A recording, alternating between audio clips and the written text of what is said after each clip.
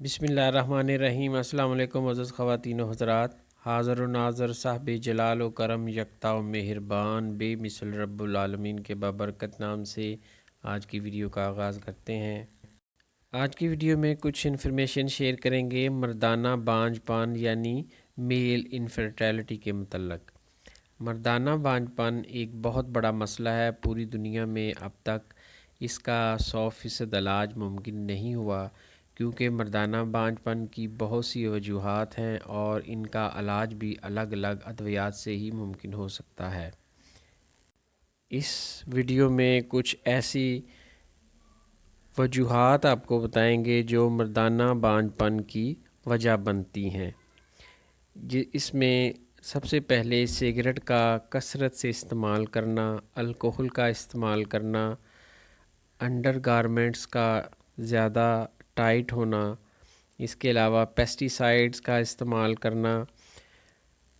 Pesticides का बहुत ज़्यादा फसलों में इस्तेमाल किया जाता है और कीड़े मकोड़े मारने के लिए घरों में भी इस्तेमाल करते हैं लोग। इसके अलावा लेड पेंट का इस्तेमाल घरों में करना और इसके अलावा ख़तरनाक शुओं के दरमियान में ज़्यादा वक्त रहना, जैसे रेडियो एक्टिव रेज़ या एक्स रेज़ वगैरह, मोबाइल फ़ोन और से निकलने वाली शुआएँ और वाईफाई से निकलने वाली शुआएँ भी बहुत ज़्यादा असरअंदाज होती हैं मेल स्पर्म पर।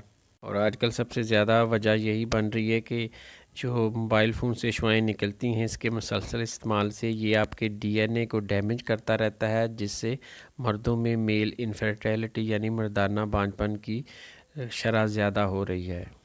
इसके अलावा कुछ और वजूहात, जैसे टेस्टिस के इर्द गिर्द की जो वेन्स हैं वो किसी भी वजह से उसमें सोजिश की वजह से वो फूल जाती हैं, जैसे जिसको वेरिकोसील भी कहते हैं। बाज़ औक़ात टेस्टिस नीचे टेस्टिस की थैली में नहीं आ पाते, वो जिस्म के अंदर ही रह जाते हैं, वो भी एक वजह हो सकती है।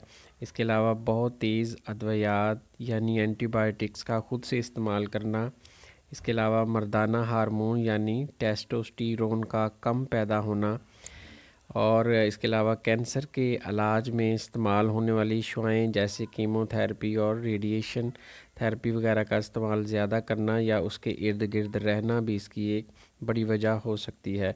इसके अलावा गठिया और जोड़ों की दर्दों में इस्तेमाल होने वाली तेज़ पेन किलर इस्तेमाल करना। इसके अलावा खिलाड़ी हज़रात अपनी परफॉर्मेंस को बेहतर करने के लिए भी कुछ अद्वियात इस्तेमाल करते हैं जो स्पर्म पर असरअंदाज होती हैं। इसके अलावा नशा आवर अद्वियात का इस्तेमाल करना, ब्लड प्रेशर को कम करने वाली कुछ अद्वियात जैसे कैल्शियम चैनल ब्लॉकर्स का इस्तेमाल करना, ये भी स्पर्म पर असरअंदाज होती हैं। टाइफाइड का बुखार का बिगड़ जाना, इसके अलावा बचपन में कान पेड़ की बीमारी का होना भी एक बड़ी वजह हो सकती है। लिहाजा इलाज करवाने से पहले अपनी मुकम्मल हिस्ट्री अपने मुआलिज को दें, ताकि आपके इलाज के लिए जो बेहतर पेशरफ्त हो सके।